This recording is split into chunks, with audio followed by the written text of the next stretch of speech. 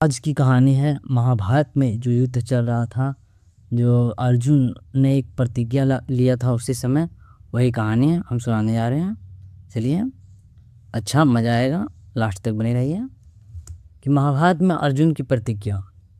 कि महाभारत का भयंकर युद्ध चल रहा था। लड़ते लड़ते अर्जुन रण क्षेत्र से दूर चले गए थे। अर्जुन की अनुपस्थिति में पांडवों को पराजित करने के लिए द्रोणाचार्य ने चक्रव्यूह की रचना की। अर्जुन पुत्र अभिमन्यु चक्रव्यूह भेदने के लिए उसमें घुस गए।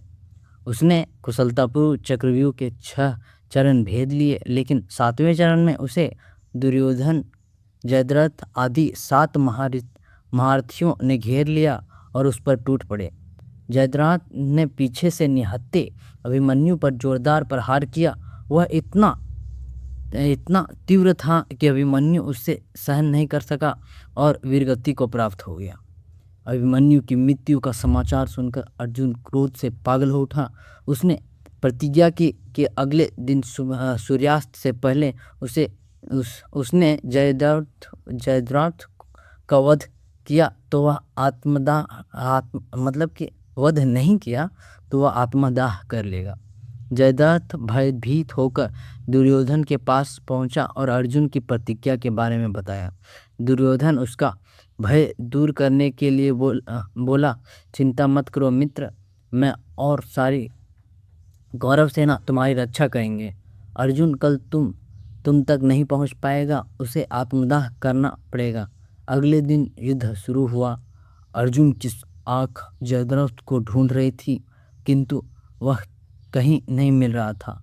दिन बीतने लगे। धीरे धीरे अर्जुन की निराशा बढ़ती गई। यह देखकर कृष्ण बोले, पार्थ, समय बीत रहा है और कौरव सेना ने जयद्रथ को रक्षा कवच में घेर रखा है, अतः तुम शीघ्रता से कौरव सेना का संहार करते हुए अपने लक्ष्य की ओर बढ़ो।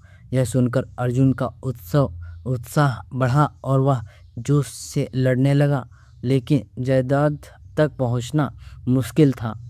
संध्या होने वाली थी। तब श्री कृष्ण ने अपनी माया फैला दी। उसके फलस्वरूप सूर्य बादलों में छिप गया और संध्या का भ्रम उत्पन्न हो गया। संध्या हो गई और अब अर्जुन की प्रतिज्ञा आत्मदाह करना होगा, यह सोचकर जयद्रथ और दुर्योधन खुशी से उछल पड़े। अर्जुन की आत्मदाह करते देखने के लिए जयद्रथ कौरव सेना से आगे आकर हंसने लगा। जयद्रथ को देखकर श्री कृष्ण बोले, पार्थ, तुम्हारा शत्रु तुम्हारे सामने खड़ा है। उठाओ अपना गड़ीवा और वध कर दो इसका। गलत बोल रहे थे, वध कर दो इसका। वह देखो अभी सूर्यास्त नहीं हुआ है। यह कहकर उन्होंने अपनी माया समेट ली। देखते ही देखते सूर्य बादलों में से निकल आया। उसका दृष्टि आसमान की ओर उठ गई। सूर्य अभी भी चमक रहा था। यह देखकर जयद्रथ और दुर्योधन के पैरों तले जमीन खिसक गई। जयद्रथ भागने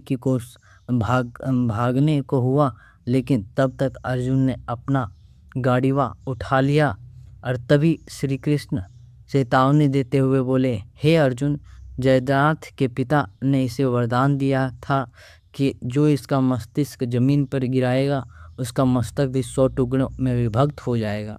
इसलिए यदि इसका सिर जमीन पर गिरा तो तुम्हारे सिर के 100 टुकड़े हो जाएंगे।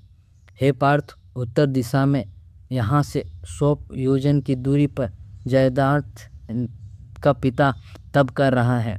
तुम इसका मस्तक ऐसे काटो कि वह इसके पिता की गोद में जाकर गिरे।